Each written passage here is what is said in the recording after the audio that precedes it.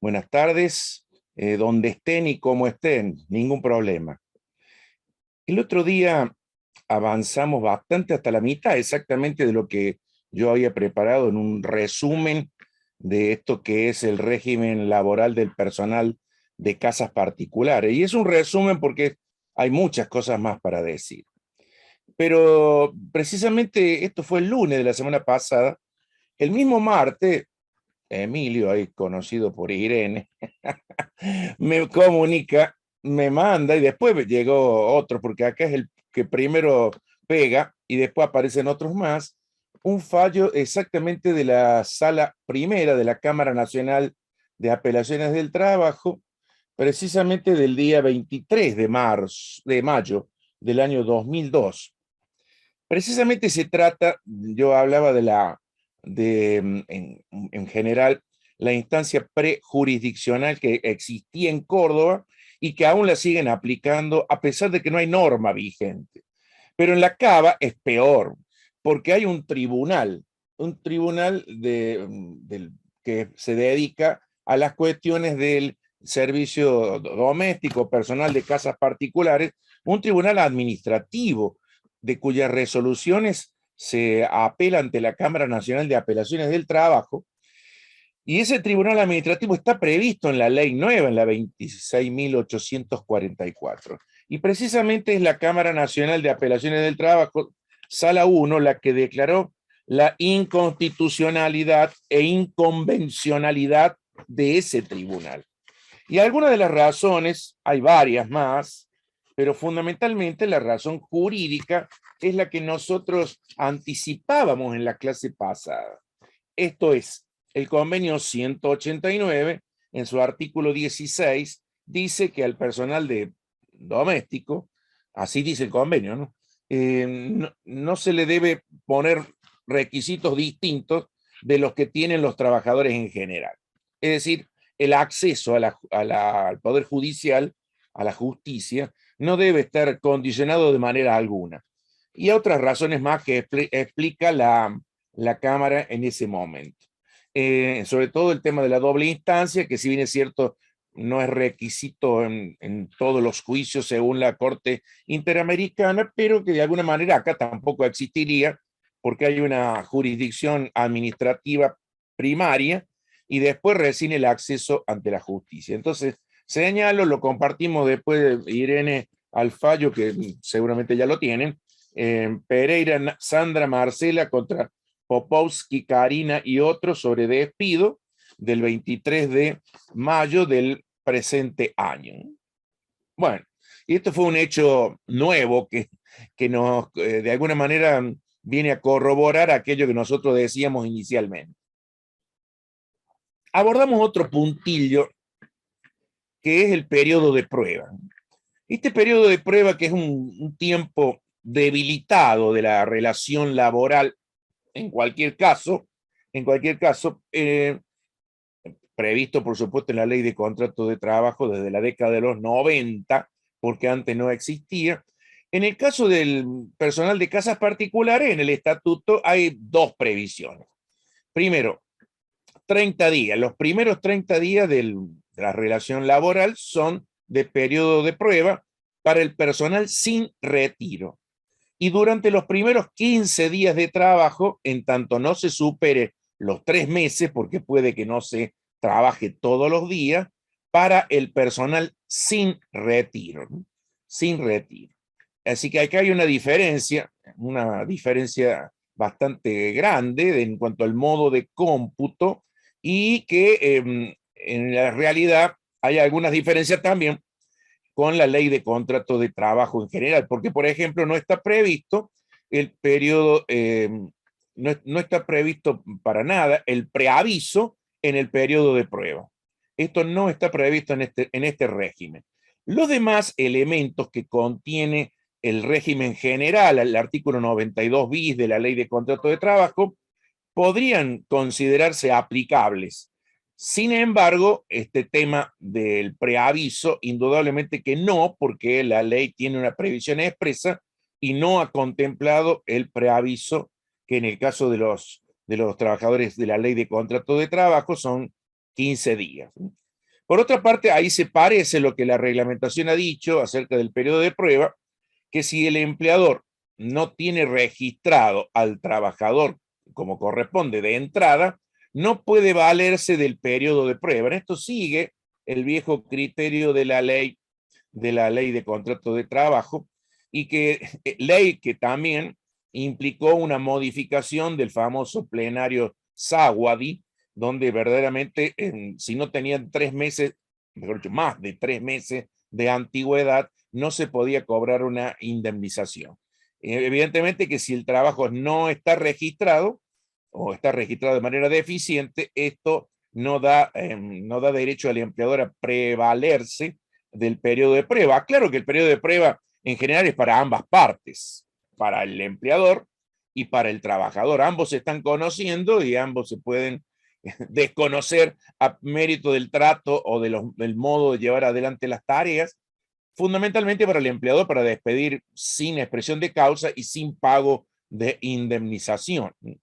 Indudablemente que también el trabajador puede extinguir el contrato que recién se inicia cuando se da cuenta que no le conviene, que no le gusta o que lo van a tratar de alguna otra manera. Entonces, no consagra la obligación de las partes de preavisar en el periodo de prueba. Y en los demás elementos, sí podemos ir al 92 bis, porque podríamos completar la regulación estatutaria con lo que dice la ley de contrato de trabajo. El tema de las categorías es sumamente importante, el de las categorías, que en el antiguo régimen del decreto ley 326/56 habían quedado la posibilidad de que las provincias establecieran categorías distintas. De hecho, nosotros, como siempre, la provincia de Córdoba tenía un régimen diferente de categorías. Y había una categoría bastante diferente, pero ahora la nueva ley, la ley 26.844, ha modificado sustancialmente esta temática y las categorías valen para todo el país, ¿no? Es decir, las categorías que había sido fijada en Córdoba por un decreto del gobierno provincial cordobés del año 75, que estaba a cargo de una intervención federal, es cierto, pero el decreto que se cumplió durante mucho tiempo, ahora ya no existe más. Y esas categorías deberían, según la ley, inicialmente ser definidas por el Ministerio de Trabajo, Empleo y Seguridad de la Nación, cosa que lo hizo en el año 2013, el 19 de septiembre, para regir a partir del 1 de septiembre de 2013 estas nuevas categorías. Las categorías son cinco. Uno, supervisora o supervisor, coordinación y control de las tareas efectuadas por 2 o más personas a cargo. Segunda, personal para tareas específicas, cocineros, cocineras contratados en forma exclusiva para dicha labor y toda otra tarea que requiere especial idoneidad del personal para llevarla a cabo. Tercero, caseros, personal que presta tareas inherentes al cuidado general y preservación de la vivienda en donde habita con motivo del contrato de trabajo. Cuarto, asistencia y cuidado de personas. Comprende la asistencia y cuidado no terapéutico de personas, tales como personas enfermas, con discapacidad, niños, niñas, adolescentes y adultos mayores. Y quinto, personal para tareas generales que se encarga de prestación de tareas de limpieza, planchado, barrido, mantenimiento, elaboración y cocción de comida y en general toda tarea típica del hogar, ¿no? Quedan incluidos en el estatuto cuando se trata del cuidador de una quinta de fin de semana, por ejemplo, siempre y cuando en ella no se desarrolle una actividad rural. Repito, 5 categorías. 5 categorías. Probablemente de las primeras categorías no haya tanta gente que las desempeñe, En nuestra zona, en la zona serrana, pululan la existencia de caseros, porque verdaderamente cuidan, normalmente viviendo en las viviendas y haciendo una tarea de limpieza, pero no actividad rural de producción de vegetales y de animales. Eso quitaría absolutamente el carácter de casas particulares, sino el mero cuidador y también que se dedica a la limpieza mínima del sacado de los yuyos, cortado del césped, etcétera, etcétera. Y las últimas dos categorías son sumamente importantes. Esta tarea del cuidado de personas, cuidado no terapéutico, y el otro tema de las categorías, perdón, la quinta categoría, personal de tareas generales. Ya dijimos que las tareas que allí se señalan son tareas simplemente ejemplificativas, ¿no? Indicativas, porque puede haber otras que están incluidas dentro de lo que hablábamos antes, el ámbito material de las tareas que debe realizar un personal, o realizó siempre el personal del servicio doméstico, hoy llamado de casas particulares. En cuanto a las modalidades de contratación, en las modalidades de contratación. Perdón, una pequeña referencia. Si obviamente realiza tareas de jerarquía mayor, debe quedar absorbida la categoría que hay que insertar en los recibos y respetar en cuanto a la remuneración, por supuesto, en aquellas tareas mayores. Normalmente las personas que hacen cuidado de personas también hacen tareas de generales. Esto es verdaderamente así. En cuanto a las modalidades de contratación, recuerden ustedes que en la ley de contrato de trabajo, cuando se habla de modalidades, no estamos refiriendo a lo que se entiende por modalidades en el derecho civil. En el derecho civil las modalidades son elementos accidentales de la obligación. En cambio, en el derecho del trabajo, las modalidades tienen que ver básicamente con el tiempo de trabajo, el tiempo a disposición del empleador. Artículo 90 a 102 de la Ley de Contrato de Trabajo. Pero si bien es cierto, hay diferencia en cuanto al tiempo, en realidad ahora se rompió este criterio del tiempo porque tenemos el teletrabajo que no hace referencia al tiempo, sino básicamente al lugar de prestación de los servicios del trabajador y la utilización de los medios tecnológicos. Son dos elementos que van a caracterizar necesariamente al teletrabajo. Obviamente la ley de contrato, la ley esta que estamos comentando, de la 26844, en este caso va a admitir todas las modalidades de la ley de contrato de trabajo, menos obviamente, una porque no estaba en el momento que se sancionó, y segundo porque es incompatible con aquellos criterios que estábamos diciendo, la modalidad establecida por la ley de teletrabajo, que lo caracterizó como una modalidad más, bien o mal, pero así está caracterizada.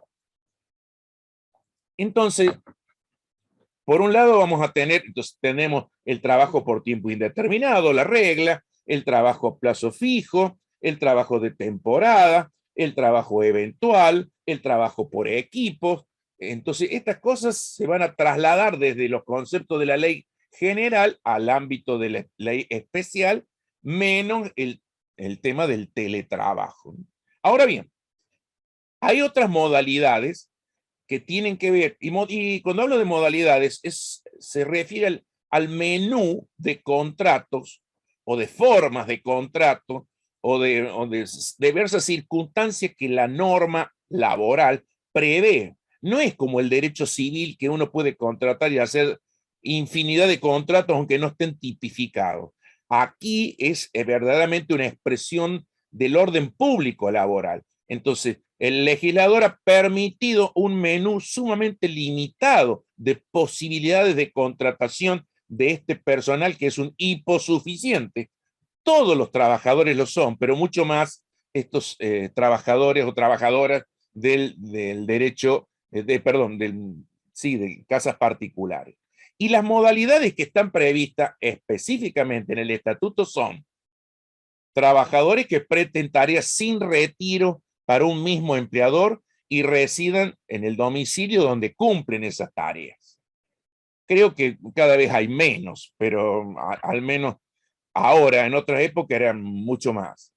Trabajadores que presten tareas con retiro y para un único empleador.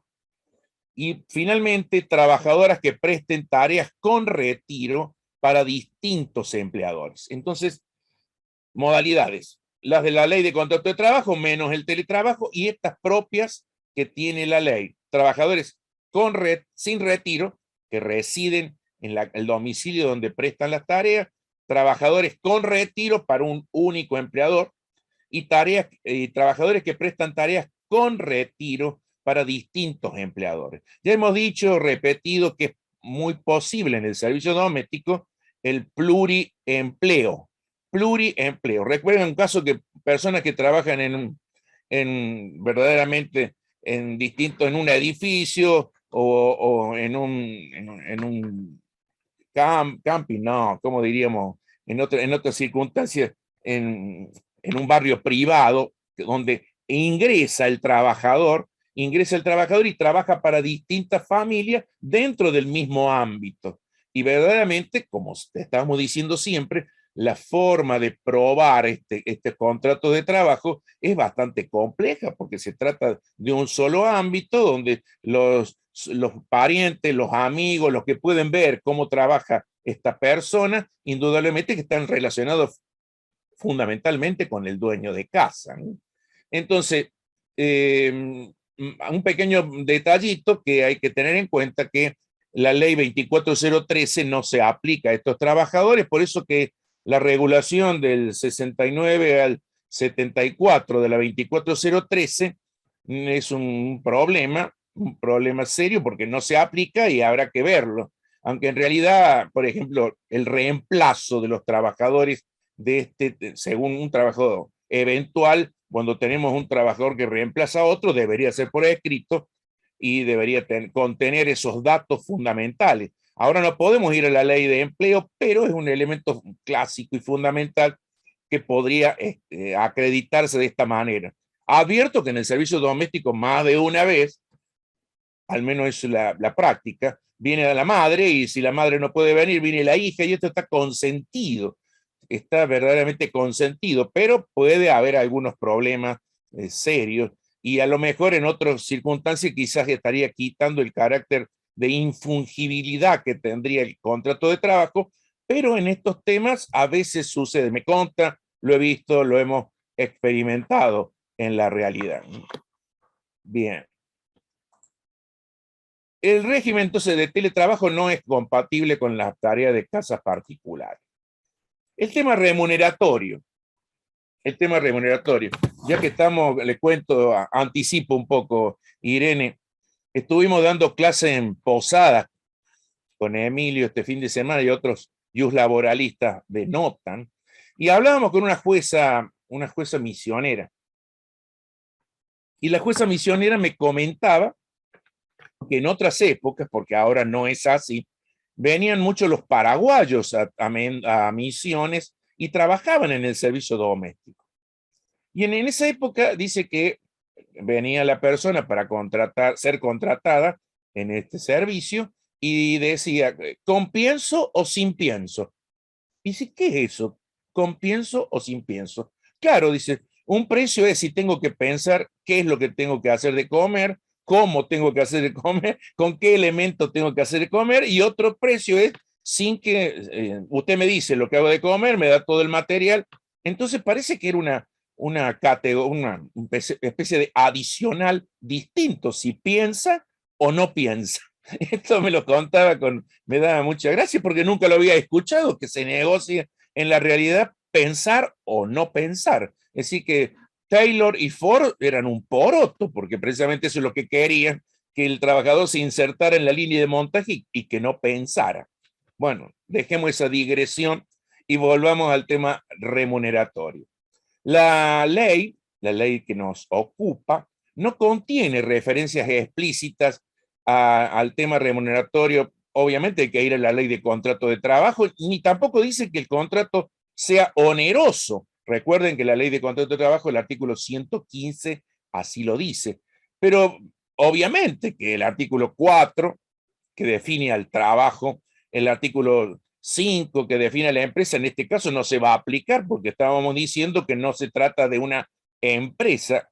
El empleador no es empresario, pero sí el artículo 21 y 22 de la Ley de Contrato de Trabajo, que definen el contrato y a la relación, siempre tienen referencias a la temática remuneratoria. Y cuando hablamos de remuneración, recordemos ese concepto básico de Justo López, que remuneración es la ventaja patrimonial que recibe el trabajador como consecuencia del contrato de trabajo. Obviamente, es un contrato de trabajo, una modalidad o un tipo de contrato de trabajo donde se cede trabajo por dinero, por remuneración. Claro que esa remuneración normalmente puede ser dinero en efectivo, puede ser especie, puede ser ocasión de trabajo y puede ser un ahorro. Estos ocasión de ganancia creo que no, porque no reciben propina los domésticos, pero los otros sí pueden darse, esos otros elementos que también constituyen la remuneración. Lo que sí va a decir la ley, la ley que nos ocupa, se va a preocupar por la temática de un salario mínimo. Y ese salario mínimo lo debe fijar la Comisión Nacional de Trabajo en Casas Particulares, que es un organismo paritario que funciona en el ámbito del Ministerio de Trabajo, Empleo y Seguridad Social. La discusión viene si ese salario mínimo de la ley es equivalente al salario mínimo vital y móvil que ahora prevé la ley de contrato de trabajo y la ley 24013. Y en realidad hay algunas discusiones. Alguno diría que es lo mismo, porque en realidad el salario mínimo vital y móvil debe ser para todo, porque si no no sería vital, pero tiene distintas fuentes y en la realidad, más de una vez, los empleados de casas particulares se quedan por debajo del salario mínimo general. Entonces, bueno, ahí vienen. Normalmente lo acompañan, pero la realidad ha hecho que se queden a veces por debajo y que estos trabajadores, en definitiva, estén al margen del mínimo minimorum que fija la Constitución Nacional.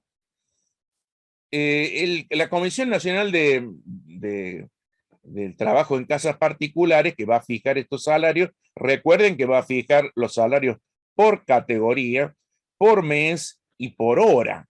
Y también el otro día alguien me preguntaba con un contenido religioso, en el sentido en este sentido, que cuando un trabajador es retribuido por hora, gana más que un trabajador que es retribuido mensualmente. Y eso es verdaderamente cierto. Y esto, la referencia parece ser injusto, pero así es. Y una referencia religiosa es que en el Evangelio, me parece que de San Lucas, Jesús llama a los trabajadores para que vayan a trabajar a la viña y les va a pagar lo mismo, a lo que lo llama a la mañana, al mediodía y a la tarde. Entonces, alguien podría decir, parece que el Padre Dios es injusto, pero no, lo que ahí quería referirse a otro tema, no es una cuestión del derecho del trabajo, sino habla de la generosidad y misericordia de Dios, a quien llamó a la mañana, al mediodía y a la tarde. Distintas horas trabajaron y le pagó el mismo valor monetario. Pues bien, el otro tema que contiene, por supuesto, la ley es bastante parca en ese sentido, es el adicional por antigüedad. Y este adicional por antigüedad fue retocado ahora este año, ¿no? La resolución 2 del año pasado, del año 2 del año 2021, y que digo que bastante escasa es la reglamentación en el sentido de que ahora sí se le va a pagar una adicional por antigüedad a los trabajadores, pero que se va a empezar a computar la antigüedad desde el año 2020. Es decir, empezaba a computarse desde septiembre del 2021 el 1% por cada año de servicio. Todos los años que tuviste antes no se computan a los fines de la antigüedad, pero por lo menos está reconocido antigüedad. Estamos hablando de antigüedad en la relación laboral, no es la antigüedad en el sistema como sucede en el caso de los docentes, que para ciertas cosas vale la antigüedad en el sistema docente y para otros, como la extinción, vale la antigüedad con su empleador. Y otro tema que también se amplió es el adicional por zona desfavorable. El 30% que se le paga a los que trabajan en las provincias de Neuquén, Río Negro, Chubut, Santa Cruz, Tierra del Fuego, y después fue extendido a La Pampa, a Antártida, isla del Atlántico Sur, y el partido de Carmen de Patagones en la provincia de Buenos Aires. Estas personas van a tener un 30% de salario mensual como un adicional por zona desfavorable. Entonces, como repetimos, tenemos dos clases de antigüedad de adicionales, antigüedad y el zona desfavorable, que están ahora actualizados porque han ido creciendo, era menor el porcentaje que tenía hasta llegar al 30% en esa gran parte del país que abarca incluso el sur de la provincia de Buenos Aires, la provincia de La Pampa y todo el territorio patagónico, ¿no? Y la antigüedad que se abona a partir del 1 de septiembre del año 21 y se computa la antigüedad a partir del 1 de septiembre del año 2020. Yo agregué allí, podríamos poner adicional pienso o no pienso, que también podría ser un adicional convenido. No sé cómo sería, pero bueno, eso se daba. Otra cosa más que prevé el estatuto es que si trabaja más de una persona de la misma familia para el mismo empleador, la retribución debe convenirse individualmente. A veces sucede y vienen una cantidad de problemas que viven en la casa la mujer, el marido y algún hijo y por ahí todos hacen un poquito de alguna actividad y después reclaman todo como si fuera servicio de casas particulares. Acá dice que hay que convenir uno por uno. Y la temática de los viáticos en realidad no ha sido asumida por la ley, sino que tenemos que ir a los conceptos clásicos de la ley de contratos de trabajo, en el sentido de viático con rendición no es remuneración. Viático sin rendición de cuenta es remuneración. Y hay una cosa que, por ejemplo, los empleados de comercio lo tienen, el 8,33 que tienen los empleados de comercio. Acá es común que se pague el boleto de colectivo del trabajador de ida y vuelta a su casa. En realidad,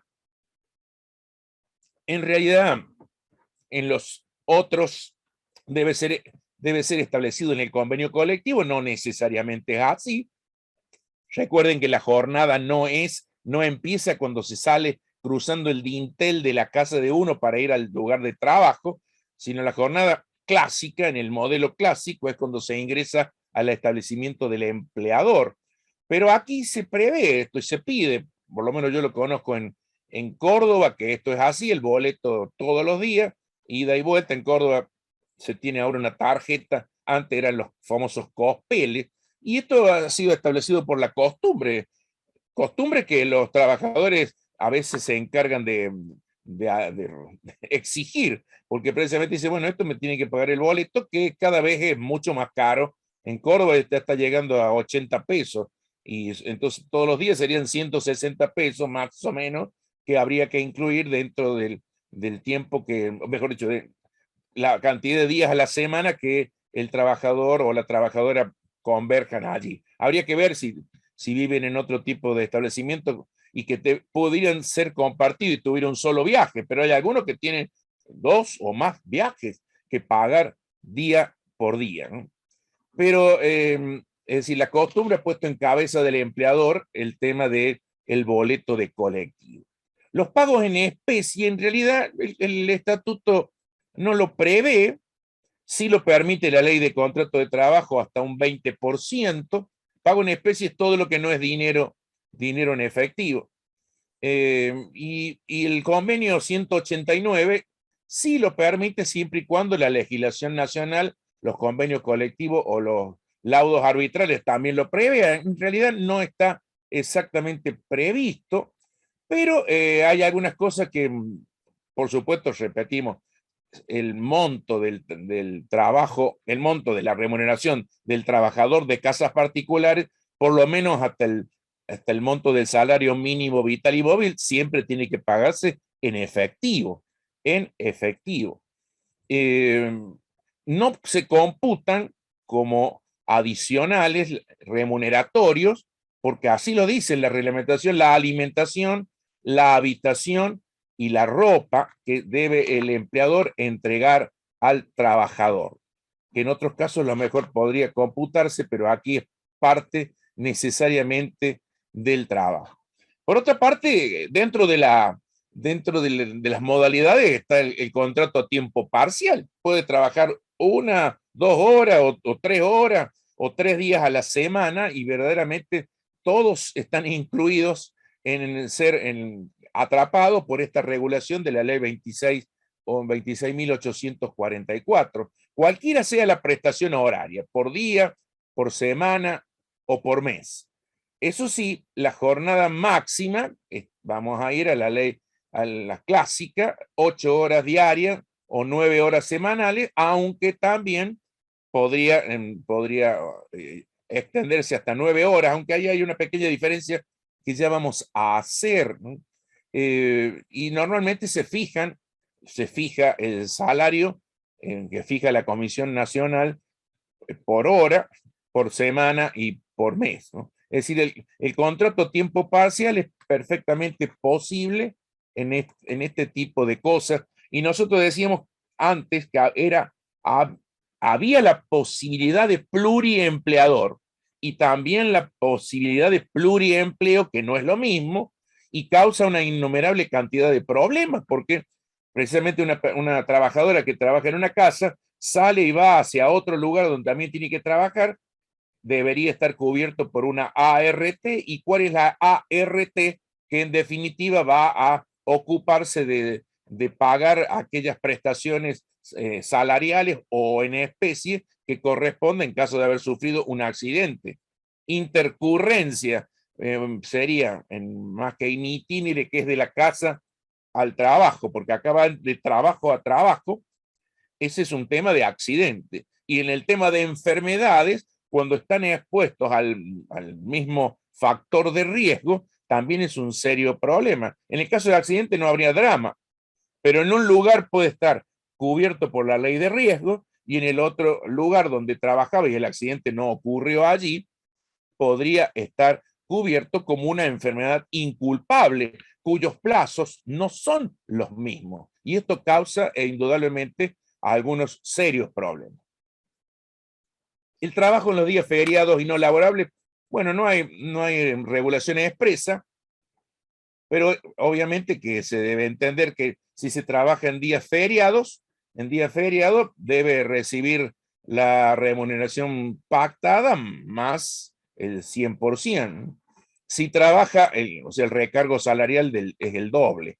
Si trabaja en los días no laborables, que solamente son muy pocos, el jueves santo y los los días no laborables que establece la ley para las religiones, para otras religiones, y también, por supuesto, el día de la fundación, el día del santo patrono de la ciudad, esos son días no laborables, puede trabajar, pero se cobra de manera simple. Es el no laborable. Normalmente en los pueblos, los días de este tipo de celebración, suele trabajarse a la mañana y a la tarde se deja libre para asistir a la procesión y después al baile a la noche, que también tiene sus consecuencias.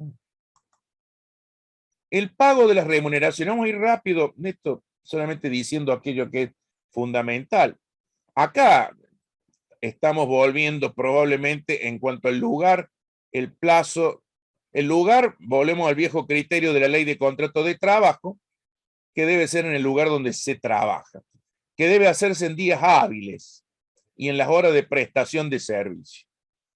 Pero cuidado, en el año pasado hubo una resolución, también una reglamentación de un decreto que permite, se modificó el decreto, ahí donde se me fue, Acá está. El decreto reglamentario y ahora en la teoría todos los trabajadores del servicio doméstico podrían o deberían cobrar con cuenta sueldo. Con cuenta sueldo. Antes eran solamente obligatorios para los que tenían más de 32 horas semanales. A mérito de la última resolución del mes de septiembre del año pasado, todos deberían, pero también siempre queda lo mismo que la ley de contrato de trabajo. Al final, en el otro caso yo creo que ya casi no se lo usa, pero o es muy poco lo que se lo use, pero en el servicio doméstico la facultad del trabajador de percibir en dinero efectivo también queda resguardada. Y eso es lo que normalmente sucede cuando se pacta un trabajo remunerado día por día o por semana.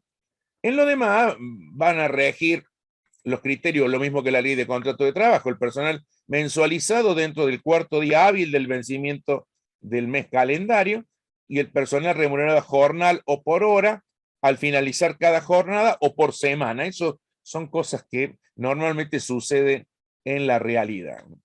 El pago debe ser en días hábiles y durante las horas de prestación de servicio.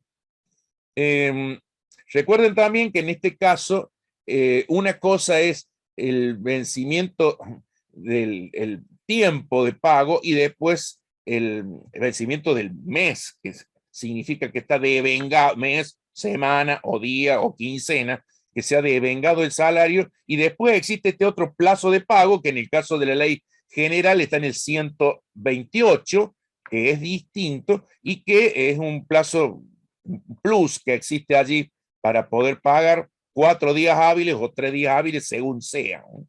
Y que obviamente existe la mora automática que deriva del carácter de alimentario de los salarios. Es decir, pasado estos 4 días o pasado los 3 días hábiles según sea, no hace falta emplazamiento alguno y está el empleador que no paga en mora, está en mora y debiendo obviamente los intereses moratorios que correspondan. Hay que diferenciar siempre la mora automática de la injuria. Son dos cosas distintas. La mora es automática, pero la injuria depende del injuriado. Es decir, la injuria por falta de pago de salario que el trabajador sufre porque no le pagaron a tiempo, desde clásicamente se ha entendido de que siempre debe haber una intimación por parte del injuriado a que se le pague en el término de 2 días hábiles. Porque, y por el principio de la buena fe, darle la posibilidad al empleador de que una vez más pueda pagar y dejar superar el problema de la injuria, pagar lo que se debe más los intereses, ¿no? Pero, pero verdaderamente, si no existe el emplazamiento, puede que ese despido sea prematuro, es decir, antes de tiempo, y en realidad hay que esperarlo, ¿no? Esto es así. Una cosa es la mora, otra cosa es la injuria que justifica el despido indirecto que necesita el previo emplazamiento al empleador para cumplir lo que había omitido y después la notificación de darse por despedido por esa razón. Notificación que como todo despido obviamente es recepticio. Por eso que es muy importante conocer el domicilio del trabajador y que el trabajador conozca el domicilio de su empleadora para saber a dónde dirigir estos emplazamientos. En cuanto a los recibos de haberes, que prevé el estatuto, aquí hay una referencia a que lo debe fijar la AFIP y de hecho la AFIP lo ha establecido. El recibo debe ser confeccionado en doble ejemplar, debiendo el empleador hacer la entrega a uno de ellos con su firma a la empleada o empleado, ¿no? Y hay una serie de contenidos que debe tener el recibo, contenidos necesarios, que se cumplen con este recaudo que contiene el recibo que está en un volante, el volante de pago F102 RT, que debe entregarse, se va guardando y debe así cumplirse. se puede llenar y pagar, y además también hay que pagar el aporte que corresponde a empleador y trabajador por el sistema previsional que nosotros no hemos abordado en nuestro libro, pero esto ya lo sabemos que es absolutamente así. Y también hay que pagar la ART que le corresponde al empleador. El empleador del servicio de casas particulares no debe llevar el libro del artículo 52. Sí debe confeccionar el recibo en doble ejemplar, entregarle uno al trabajador, que lo firme el trabajador, el que le queda para el empleador, y no puede contener renuncia de ninguna especie ni ser instrumentado para otra cosa, pero sí es importante para saber la fecha de ingreso, la categoría o la tarea que se presta, el domicilio que tiene, el número de pago que se hizo al sistema previsional o a la ART. Bueno, eso es lo que está en este volante de pago que bajamos de la página de la AFIP, ¿no? Bueno, vuelvo a decir este tema. Primero, se debe hacer en efectivo, aunque también prevé la posibilidad, como dice la ley de contrato de trabajo en el 124, puede ser que sea hecho por cheque a la orden del empleado o depósito bancario. Hoy el reglamento dice que para todo el mundo debería hacerse con cuenta sueldo, pero siempre está la posibilidad que el trabajador pida que se le otorgue, se le pague con dinero en efectivo. Tampoco es tanto dinero como para que tengan problemas de seguridad para llevarlo, pero bueno, podría darse. Ricardo, mirá que son menos cuarto pasado, yo te aviso por las dudas, ¿eh? Bueno, ¿cuánto me queda? No, qué sé yo, podés hablar si querés hasta el cuarto, yo para dejar margen Hasta ahí. para No, estoy preguntas, bien. ¿viste? Estoy bien, estoy bien. Bárbaro. El sueldo anual complementario, es un simple concepto. El sueldo anual complementario es más o menos lo mismo que está previsto en la ley de contrato de trabajo. La única diferencia es que no lleva aportes diferenciales el sueldo anual complementario al sistema previsional, y por otra parte el pago es en fecha distinta. El pago de la primera cuota es la última jornada laboral del mes de junio, y la segunda y última cuota de ese año es la última jornada laboral del mes de diciembre. Acá no tenemos la modificación de la ley, la última modificación de la ley de contrato de trabajo, que es hasta el segunda cuota es el 18 de diciembre. Hay un proyecto del ingeniero Cobos que fue aceptado, aprobado por una cámara, falta otra, para de alguna manera equiparar a los trabajadores del servicio de casa particular a los demás. Hoy por hoy, la fecha de pago, cuidado, no es el 30 de junio ni el 18 de diciembre, es la última jornada de trabajo que corresponda al primer semestre o al segundo semestre. Obviamente que también corresponde el pago proporcional cuando hay una extinción del contrato de trabajo por cualquier causa. En este sentido, seguimos las líneas generales.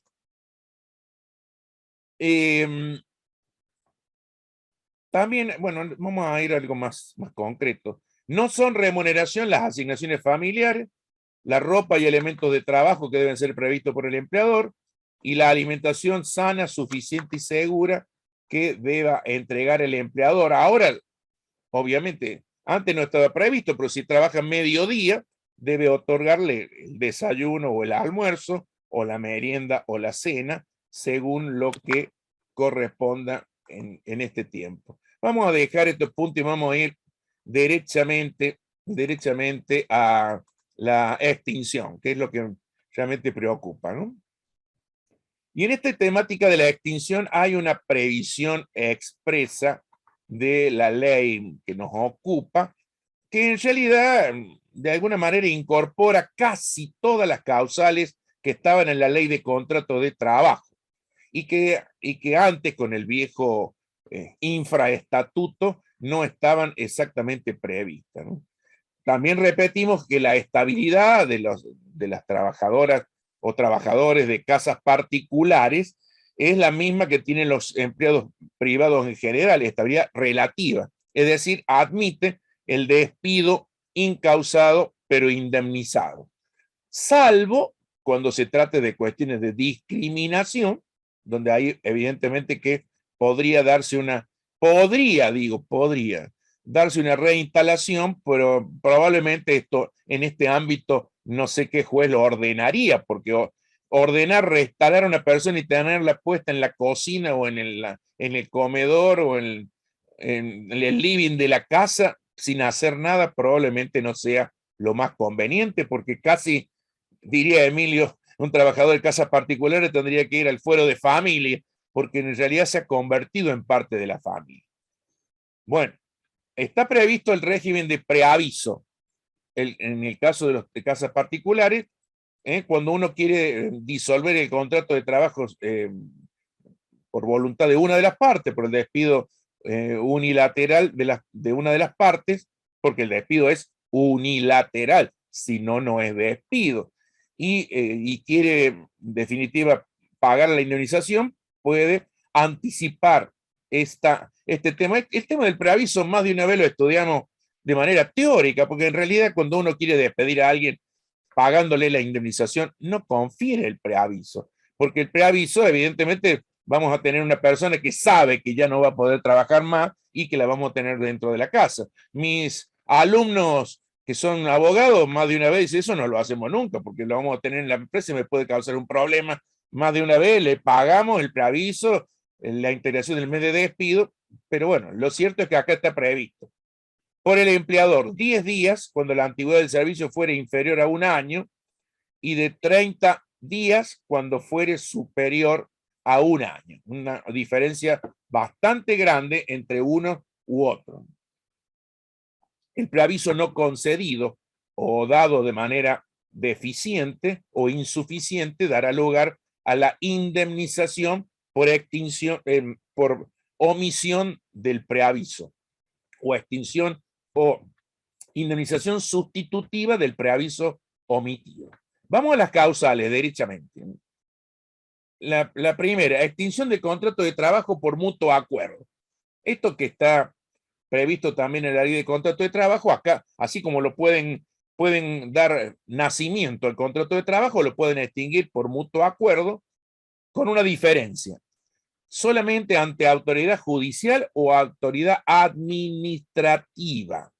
Estamos hablando de la extinción por mutuo acuerdo expreso. No prevé la ley que pueda darse ante un escribano. Esto es un acto jurídico voluntario, lícito, bilateral, inmotivado y en la teoría no se debiera cobrar nada. Debería ser gratuito para ambas partes. Digo en la teoría porque más de una vez se prevén gratificaciones que a veces disfrazan lo que en realidad es verdaderamente un despido. Aquí deben comparecer personalmente las partes ante la autoridad que corresponda y manifestar su voluntad extintiva. Normalmente se homologan este tipo de decisiones ante la justicia o el Ministerio de Trabajo. Pero recuerden, no está previsto extinguirlo ante un escribano público como en la ley de contrato de trabajo. Más de una vez, en realidad esto tema de la homologación, cada uno lo requiere, la ley no lo requiere, pero las partes sí lo quieren para que la autoridad administrativa le ponga el sello y den por cerrado y se convierte en una cosa juzgada administrativa.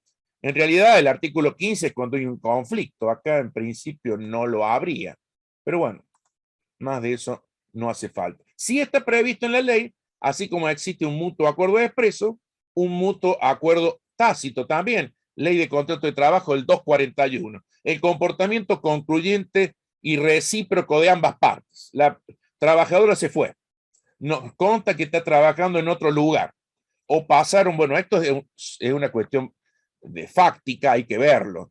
Normalmente se puede decir que pasado 2 meses y no tenemos respuesta ninguna, habría una extinción por mutuo acuerdo que resulta del comportamiento concluyente y recíproco de ambas partes. Uno se fue y el otro no la emplazó. no la emplazó, de manera tal que el principio de la continuidad estaría ahí roto precisamente por un comportamiento concluyente de ambas partes, ¿no? Decía yo que también normalmente se convienen gratificaciones extraordinarias, y bueno, la Corte Suprema un poco lo convalidó en algunos fallos que también lo estamos citando, que pudiera haber. Otros tribunales, cuando hay una gratificación dando vuelta, examinan si la gratificación es muy inferior a lo que en definitiva sería un despido incausado, dirían también que esto no es verdaderamente un acto bilateral, sino que es una imposición de parte del empleador. La renuncia del dependiente también es posible, está prevista, exactamente lo mismo que en la ley de contrato de trabajo, así como el trabajador cede su libertad, también puede recuperarla con menos requisitos que lo que debe tener el empleador. Solamente el tema del preaviso de 10 días, y debe hacerse por telegrama o carta documento, cursado personalmente por el trabajador o por la manifestación personal hecha ante la autoridad administrativa del trabajo. Claro que la autoridad administrativa tiene que notificar al empleador. Siempre este tipo de los despidos deben ser recepticios, deben entrar dentro del conocimiento de la contraparte, en este caso, ¿no? No hay posibilidades de retractación, cosa que sí sucede en el ámbito público, pero acá no. Una vez que mandaste la carta de documento de renuncia, bueno, puede haber una nueva contratación, pero no es individual, sino que es una decisión mutua. Otro clásico modo de extinción del contrato de trabajo de casa particulares es la muerte de alguna de las personas. En el caso de la muerte del trabajador, los causahabientes, lo mismo que el 248, tienen el derecho de percibir una indemnización equivalente al 50% de la que prevé el artículo 48. Es decir, la media indemnización, ¿no? Media indemnización. Esto también se le parece. Recuerden ustedes que los causahabientes no es lo mismo que los herederos, no es exactamente igual que los herederos, y que en realidad la indicación que ahora contiene la ley 24.241 es solamente a los fines de la prelación. Es de los fines de la prelación. Por ejemplo, si tiene hijos mayores, también van a cobrar, no necesariamente que tengan menos de 18 años, pero es solamente a los fines de la prelación que va a cobrar primero y quién cobra después. No es exactamente lo mismo. Claro, y se extingue el contrato de trabajo por imposibilidad de cumplimiento. Pero ahí yo cito el plenario Kaufman, el famoso plenario que nos indica cómo tiene que darse esta situación. Muerte del trabajador, muerte del empleador. Esto es otro elemento un poco distinto de la ley de contrato de trabajo. Porque acá sí puede continuar el contrato de trabajo con los herederos o los causahabientes, ¿no? Si a la muerte del empleador, en principio, el trabajador tiene derecho a percibir el 50% de la indemnización prevista en el 248. La media indemnización, dice. Pero si la prestación continúa en beneficio de los familiares, convivientes o no, del causante por un lapso mayor de 30 días corridos desde el fallecimiento, se entenderá que la relación laboral constituye la continuación de la anterior, computándose a todos los efectos legales y convencionales la antigüedad adquirida de la relación preexistente y las restantes condiciones de trabajo. Es decir, en la ley de contrato de trabajo, muerto el empleador, el contrato sigue con los herederos, porque es una empresa, la empresa, aunque sea unipersonal, puede continuar. En este caso, muerto el empleador, guarda, que acá, cuidado, puede ser empleador aquella persona anciana a quien están cuidando, pero también puede ser empleador el hijo, el nieto, el sobrino, que es el que paga y que de algún modo el trabajador doméstico sustituye las funciones que tendría el familiar. Muerto el objeto del contrato de trabajo, que era el cuidado de esta persona, correspondería pagarle el 50%, pero si continúa la prestación durante más de 30 días, dice la ley, se entiende que ha continuado la relación laboral, porque es perfectamente posible que continúe con aquellos que antes habían contratado a esta persona.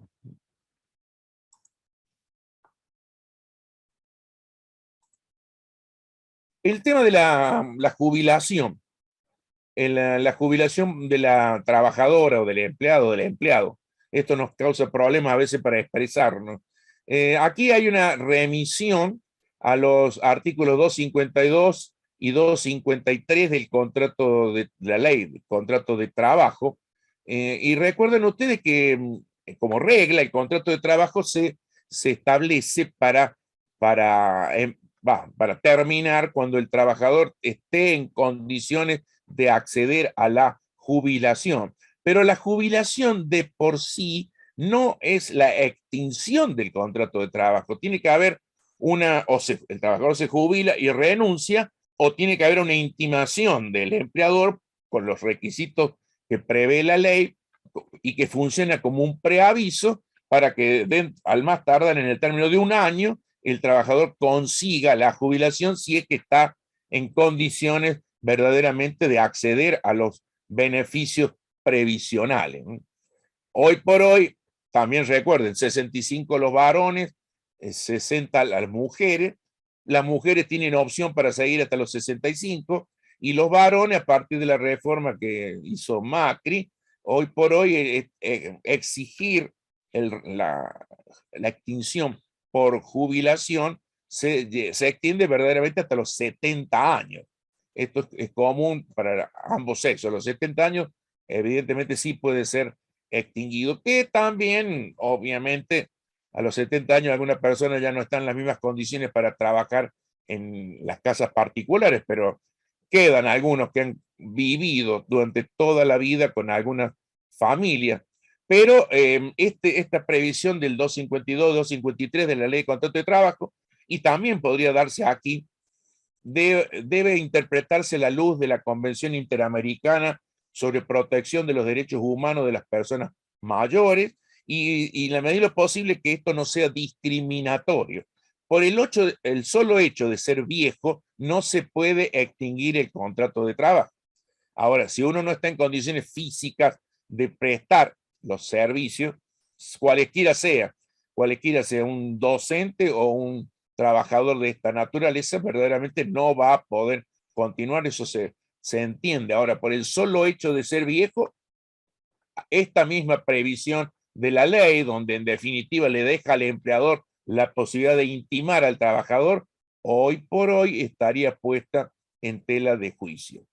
Lo cierto es que, digo de nuevo, no basta que esté en condiciones de jubilarse, es menester que o el trabajador se jubila y renuncia, pero si se jubila y continúa, también prevé la ley especial, lo mismo que la ley de contrato de trabajo, que la antigüedad se compute a partir de ahí, no necesariamente desde siempre, sino a partir de la jubilación, una nueva antigüedad.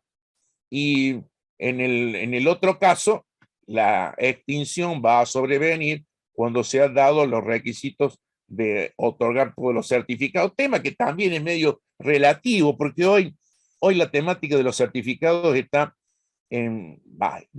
relativo, está en el ANSES todo asentado, pero cuidado, digo porque este es un tema que lo tuvimos nosotros. Aquellos aportes que se dieron en los primeros tiempos, hasta el 2013, se aportaban para el régimen de casas particulares, pero necesitan complementarse con certificados. ¿Por qué? Porque bastante oscuro era. Constaba el número de quien depositaba y el número de quit a quien se le depositaba, pero no mucho más. Por eso que es menester completar con otra clase de certificados aquella información para poder acceder a la jubilación del personal de casas particulares. Y dos cosas más, el despido. Está previsto el despido directo y el despido indirecto. El despido directo con expresión de causa, obviamente que no va a generar derecho indemnizatorio. En este sentido, las causales tampoco están detalladas, como sucede en otros ámbitos. Las causales no están detalladas, sino que están incluida dentro del concepto de injuria grave. El legislador argentino no ha hecho como otros legisladores que tarifaron las causales. No. Lo que sí quiero decir también que el despido en el caso de que sea sin expresión de causa o sin justificación de la causa, es un acto ilícito, pero válido. El clásico ejemplo de que decía Justo López. Acto ilícito, pero válido. Y finalmente, cuando es por justa causa, también puede ser por parte del trabajador o trabajadora. Obviamente, cuando hay un incumplimiento grave de parte del empleador de los deberes que correspondan, y esos deberes normalmente van a exigir la intimación por el término de 2 días hábiles, para que se rectifique la conducta. La excepción sería cuando hay una injuria realmente grave por un hecho que no se puede rectificar. Si el empleador ha incurrido en un acoso o acoso con acceso carnal o alguna otra cosa con la empleada doméstica, no va a haber intimación alguna que haga falta. Obviamente se va a dar por despedida y se terminó el problema. Se terminó o empiezan los problemas más que nada. Y la indemnización que se va, perdón, digo, y termino. La indemnización que va a corresponder va a ser exactamente igual en el sentido de un mes de sueldo por cada año de servicio, un mes de la mejor remuneración normal, mensual y habitual por cada año de servicio o fracción mayor a 3 meses. La diferencia es que acá no hay tope y que el mínimo es un mes. Un mes. No hay tope en este caso. En lo demás funciona en los criterios más o menos parecidos a la ley de contrato de trabajo. Y finalmente, otra causal es el abandono de trabajo. Acá hay una diferencia con la ley de contrato de trabajo. En este sentido, el abandono de trabajo necesita 2 cosas. Uno, que el trabajador desapareció, no presta servicio. 2, la intimación por parte del empleador, pero en este caso debe ser por 2 días hábiles. La ley de contrato de trabajo le exige al trabajador que intime al empleador por 2 días hábiles. Acá, esta ley le exige al empleador que intime al trabajador que se reintegre a sus tareas habituales por 2 días hábiles. Así que es una diferencia muy, pero muy sutil, pero uno puede incurrir en un error muy serio en esta situación y perder el juicio. Y finalmente, la incapacidad permanente y definitiva.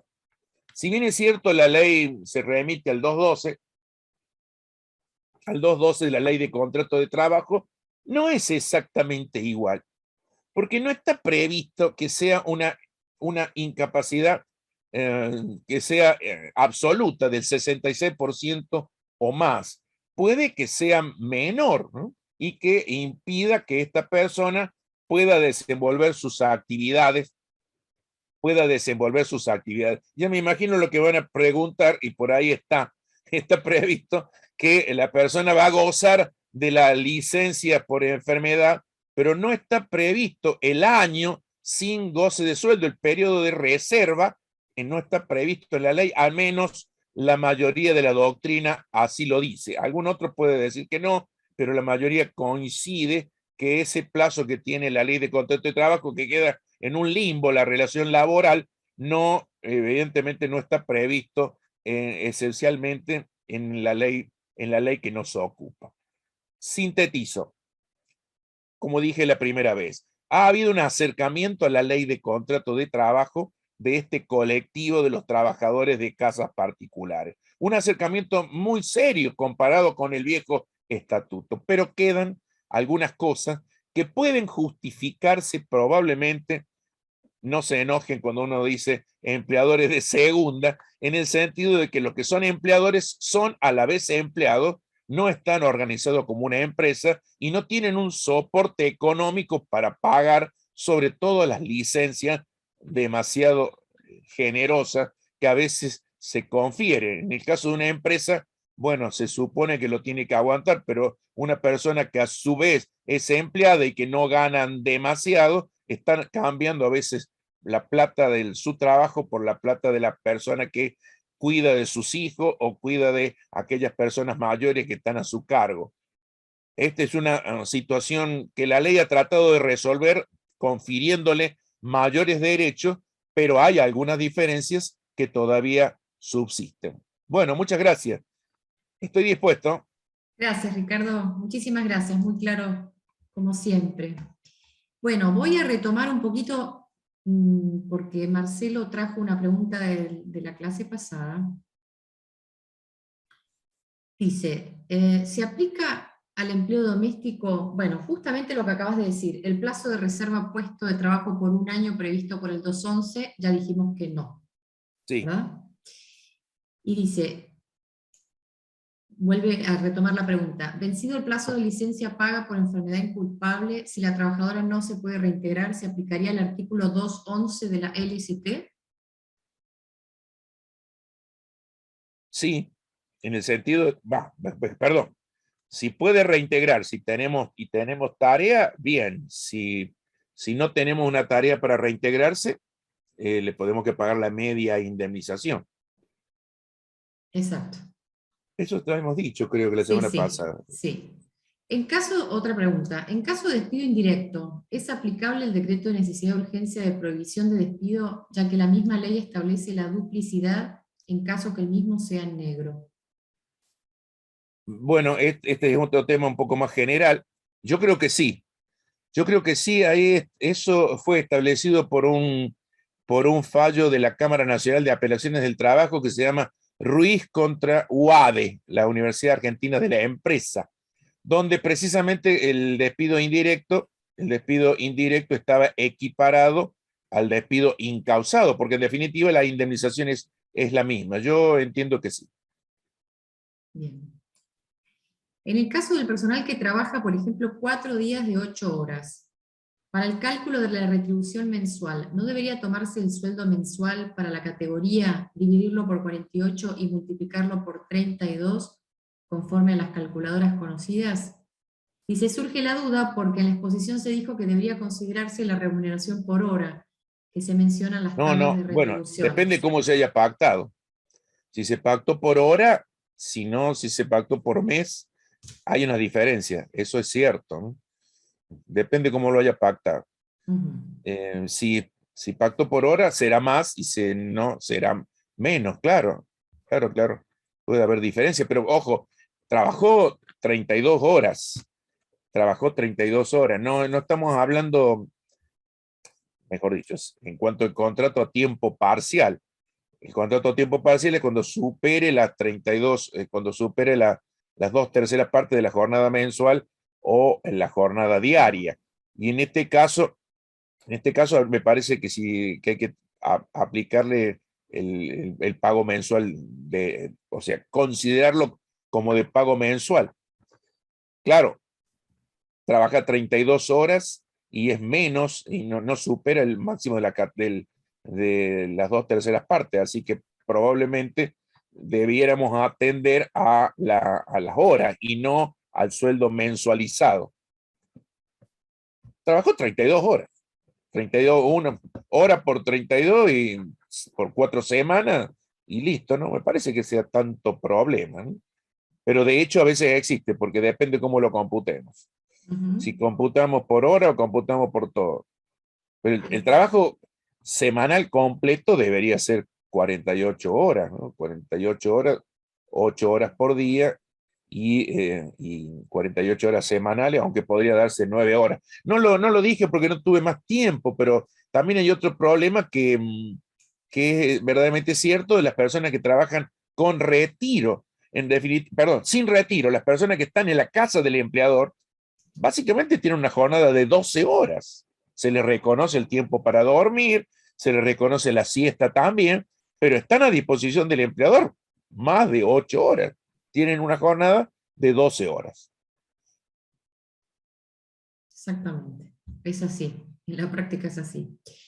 Bueno, creo que no hay más preguntas, sí hay felicitaciones y agradecimientos, así que ha sido un gustazo tenerte, Ricardo, en estas 2 clases y estás invitado a participar cuando quieras. La verdad que ha sido un verdadero placer.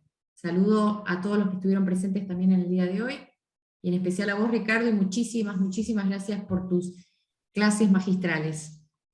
Bueno, te agradezco, Irene, la confianza.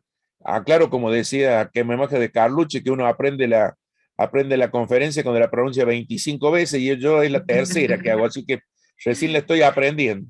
Y mi especial dedicación se debe a este tema porque escribimos un libro, pero fundamentalmente a la temática laboral educativa, ¿no? Donde ya hemos escrito varios libros y venimos transitando de hace muchos años esa problemática. Así que vuelvo a agradecerte a toda la gente que nos acompañó y quiero también agradecerte a ti personalmente por esta confianza dispensada para ahora y la próxima vez que el derecho del trabajo nos convoque. Muchas Seguramente. gracias. Contame una vez más de qué editorial es tu libro y el título, por si a alguien le interesa Ajá. adquirirlo. El libro se llama Régimen Laboral, este es Régimen Laboral del Personal de Casas Particulares y es de editorial Lerner de Córdoba. Lerner de Córdoba. Tiene su página, Lerner, se puede encargar también Seguro. por internet. Y bueno, no soy solamente yo, ¿eh? Y es más, yo estoy hablando a veces de temas que yo no escribí.